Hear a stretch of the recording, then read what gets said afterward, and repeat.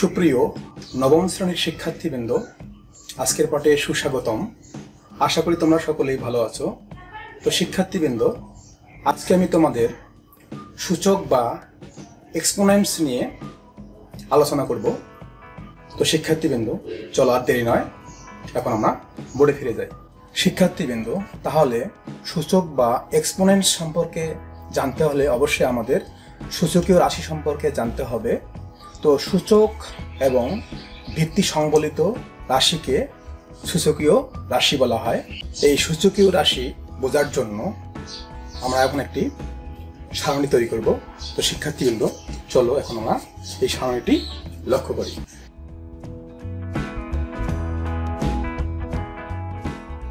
তো শিক্ষার্থীবৃন্দ, এখানে তোমরা এই চার্টটি লক্ষ্য করো যে এখানে হচ্ছে কি একই সংখ্যা বা রাশির ক্রমিক গুণ। তো এখানে আমি কিছু সংখ্যা এবং রাশি লিখেছি এবং এদের ক্রমিক গুণ। তো এখানে 3 গুণন 3 গুণন 3, অর্থাৎ এখানে 4টি 3 আছে, তাহলে কি হবে 3 টু দি পাওয়ার 4। তো এখানে এই 3টি হচ্ছে ভিত্তি এবং এখানে এই 4 হচ্ছে সূচক বা ঘাত। অনুরূপভাবে 2 গুণন 2 গুণন 2, তার মানে এখানে কয়টি দিয়ে আছে? 3টি দিয়ে আছে, তাহলে 2 কিউব হবে। তো এখানে 2 হচ্ছে ভিত্তি এবং এটিকে আমরা কি বলি?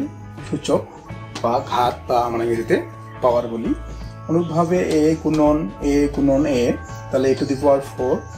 তো এখানে a হচ্ছে ভিত্তি এবং 4 হচ্ছে সূচক। অনুরূপভাবে এটাও b গুণন b b কিউব, তাহলে এখানে b হচ্ছে ভিত্তি এবং 3 হচ্ছে সূচক। তো এখন আমরা এটি মুছে দিই। তো এখন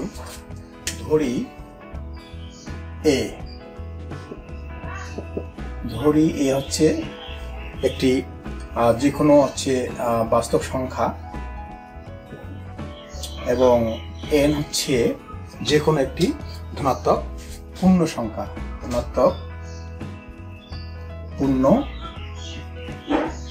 সংখ্যা, তাহলে আমরা লিখতে পারি n সংখ্যক এর ক্রমিক গুণফল।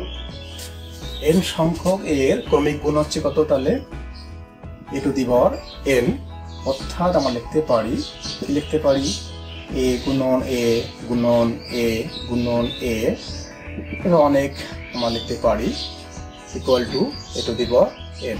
এখানে a to the power n, a হচ্ছে ভিত্তি এবং nটা হচ্ছে সূচক বা ঘাত। তাহলে সূচক শুধুমাত্র ধনাত্মক পূর্ণ সংখ্যা হবে তা নয়, এটি ঋণাত্মক পূর্ণ সংখ্যা হতে পারে, বা ঋণাত্মক ভগ্নাংশ হতে পারে, বা ধনাত্মক ভগ্নাংশ সংখ্যা হতে পারে। তো কাজেই আমরা লিখতে পারি যে a বিলংস টু r, কেননা আমরা ধরেছিলাম পূর্বে একটি বাস্তব সংখ্যা, আর হচ্ছে বাস্তব সংখ্যার সেট, এবং n বিলংস টু q, মূলত সংখ্যার সেট। তাহলে a বিলংস টু r এবং n বিলংস টু q এর জন্য a to the power n এটি সংজ্ঞায়িত করা হয়। শিক্ষার্থীবৃন্দ, এখন আমরা সূচকের সূত্রাবলী নিয়ে আলোচনা করব। তো ধরি a বিলংস টু r এবং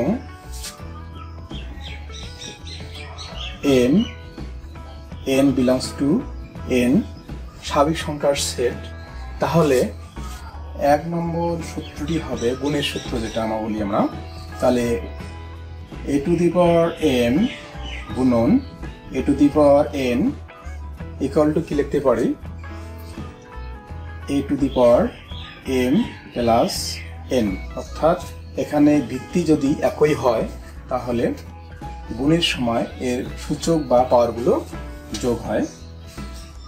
নাম্বার 2, ভাগের সূত্র a to the power m ভাগ a to the power n equal to লেখা যায় a to the power m minus n, অর্থাৎ ভাগের সময় যদি ভিত্তি একই হয় তাহলে ভাগের সময় পাওয়ার বা সূচক বিয়োগ হয়। এটা কখন হবে? যখন m is greater or equal than n, অর্থাৎ যখন m n এর থেকে বড় অথবা সমান, অথবা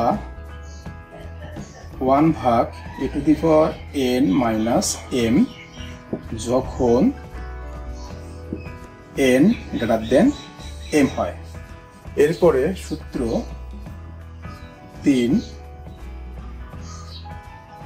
ab to the power n, তাহলে কি হবে, এই পাওয়ারগুলো কিভাবে ভাগ হবে, অর্থাৎ এর উপরে n এবং b এর উপরে n। এরপরে সূত্র 4 a ভাগ b to the power n, তাহলে আমরা এইভাবে সূচকটাকে এভাবে আলাদা করে দিতে পারি, a to the power n ভাগ b to the power n। এরপরে সূত্র 5 a to the power m আবার পাওয়ার n, তাহলে আমরা এটা লিখতে পারি a to the power পাওয়ার গুণ হয়ে mn হয়। এই হলো সূচকের 5টি সূত্র, 1 2 3 4 5। শিক্ষার্থীবৃন্দ, চলো এখন আমরা ছোট্ট একটা সমস্যার সমাধান করি। তো এটি একটি সমস্যা, এখন আমরা এটি সমাধান করব। তো কি করব, দেখো যে 5 to the power 4 এটি একটি সূচকীয় রাশি। তো এখন আমরা 8 16 এই রাশিগুলোকে আমরা এখন সূচকীয় রাশিতে রূপান্তরিত করব। তো যেমন 8 আছে, এখানে এটিকে আমরা কি লিখতে পারি, 2 গুণন 2 গুণন 2, অর্থাৎ 2 দুগুণ 4 4 দুগুণ 8। তো ইকুয়াল টু কি লিখতে পারি, 2 কিউব। আমরা এদিকে শিখেছি যে এখানে 1 2 3 তিনটা 2, অর্থাৎ এখানে আমরা লিখতে পারি 2 টু দি পাওয়ার কিউব। এটি একটি সূচকীয় রাশি। তো এখানে এটির পরিবর্তে আমরা কি লিখতে পারি, অর্থাৎ এই 8 এই সংখ্যাটিকে আমরা সূচকীয় রাশিতে রূপান্তরিত করেছি, 2 কিউব। এরপরে হচ্ছে 16, তো এটাকেও আমরা এভাবে সূচকীয় রাশিতে পরিণত করি। তাহলে এখানেও লিখতে পারি 2 গুণন 2 গুণন 2 গুণন 2 ইকুয়াল টু কি লিখতে পারি, 2 টু দি পাওয়ার 4। তো এখানে হচ্ছে 2 টু দি পাওয়ার 4। এরপরে এটি সূচকীয় রাশি করাই আছে, তাহলে 2 টু দি পাওয়ার 5 গুণন 125, তাহলে কি লিখতে পারি, এভাবে লিখতে পারি 5 গুণন 5 গুণন 5, 5 5 25, 5 25 125, তার মানে এখানে লিখতে পারি 1 2 3, তার মানে 5 কিউব। তার মানে হচ্ছে 125 এই সংখ্যাটির সূচকীয় রাশি হচ্ছে 5 কিউব। এখন আমরা কি করব, যে এর আগে আমরা শিখেছিলাম যে যদি একই ভিত্তি থাকে, ভিত্তি একই হয়, সেক্ষেত্রে আমরা কি করতে পারি, যে এই একই ভিত্তি হলে কিভাবে সূচকগুলো যোগ হবে। তার মানে এই দুটি যে সূচকীয় রাশি আছে, তো আমরা এখানে কি করব, 2 লিখে আমরা এই সূচকগুলো কি হবে, যোগ হবে। কেননা আমরা এর আগে থেকে ছিলাম যে a to the power m গুণন a to the power n কি করেছিলাম, যে একই ভিত্তি হওয়ার কারণে কি হবে, এই সূচক বা ঘাতগুলো যোগ হবে। তাহলে এখানেও আমরা কি করেছি, যে একই ধরনের ভিত্তি থাকার কারণে কি হবে, এই সূচকগুলো যোগ হবে। আর এখানে আমরা ওটাই লিখব 2 to the power 5 into 5 cube equal, তাহলে এখানে 5 to the power 4 into 2 to the power কত হবে, 3 and 4 হচ্ছে 7। তো নিচে ওটাই থাকবে 2 to the power 5 গুণন 5 কিউব। তো এটা এখন আমরা মুছে দিই। তো এখন আমরা কি করতে পারি, যে এখানে এই 5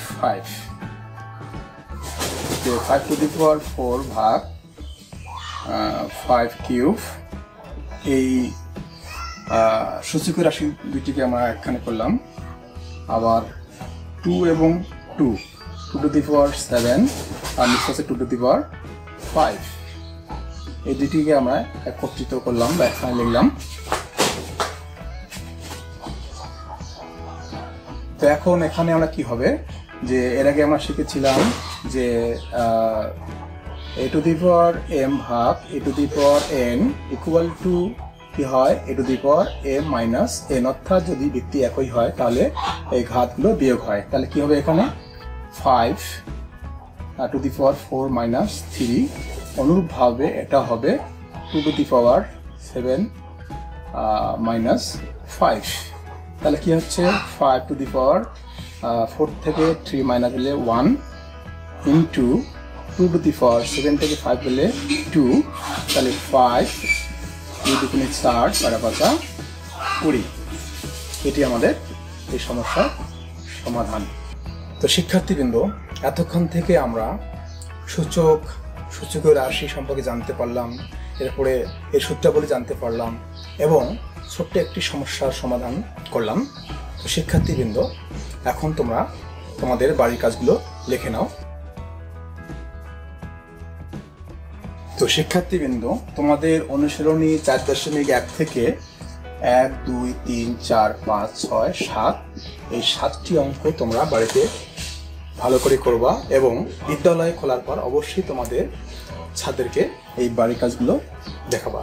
তো শিক্ষার্থীবৃন্দ, এতক্ষণ থেকে আমার সঙ্গে থাকার জন্য সবাইকে ধন্যবাদ। সবার জন্য শুভকামনা রইল।